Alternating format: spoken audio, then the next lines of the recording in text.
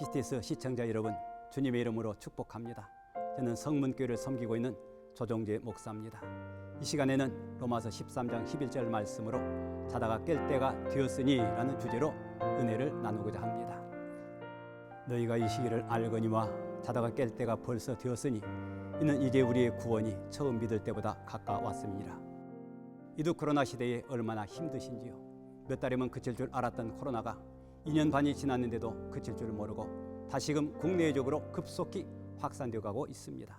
특히 이번에 확산되고 있는 코로나는 원숭이 두창이라는 변이 바이러스로 기사에 보면은 세계보건기구의 사무총장인 테워드 로스는 최근 유럽에서 급속히 확산되고 있는 원숭이 두창은 99%가 동성과 성접촉을 하는 남성이라고 보고하며 원숭이 두창 세계 비상사태를 선언하였습니다.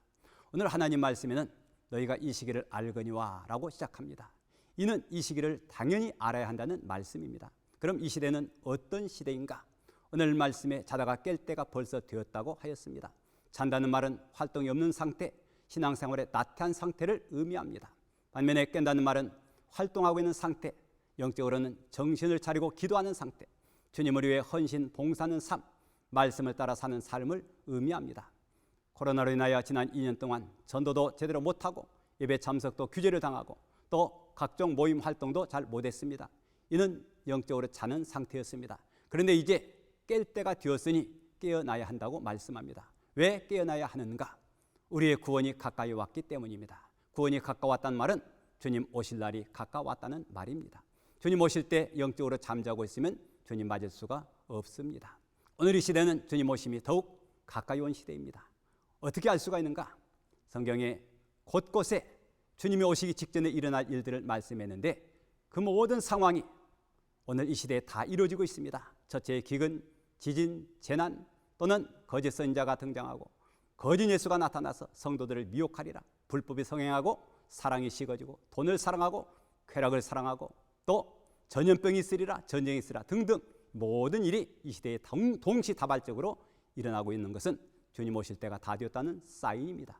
그런데 사람들은 전혀 관심도 없고 오히려 신은 없다고 마음껏 즐기며 살자고 합니다. 이 시대는 성적 타락이 극에 달한 시대입니다.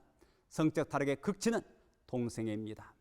동성애는 하나님의 창조 질서를 거역하고 가정을 파괴하는 것입니다. 그러므로 동성애가 만연될 때 하나님의 심판이 임했습니다.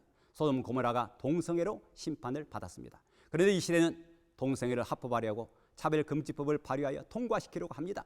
차별금지나 평등은 좋은 말입니다. 그러나 말은 좋고 포장은 아름다운데 그 안을 열어보면 이는 성적 타락을 조장하는 동성애 보호법이요, 역차별법이요, 가정을 파괴하는 법이요, 하나님의 창조 질서를 거역하고 기독교를 무너뜨리는 것들이 있습니다.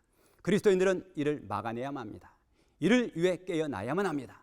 기도의 잠에서 깨어나고 전도의 잠, 봉사의 잠에서 깨어나야 합니다. 깨어서 교회와 가정을 무너뜨리려는 또 하나님을 거역하고 거역하는 악법을 막기 위해 기도해야 합니다. 또한 깨어 전도하며 봉사하며 주님 앞에 설 준비를 해야만 합니다.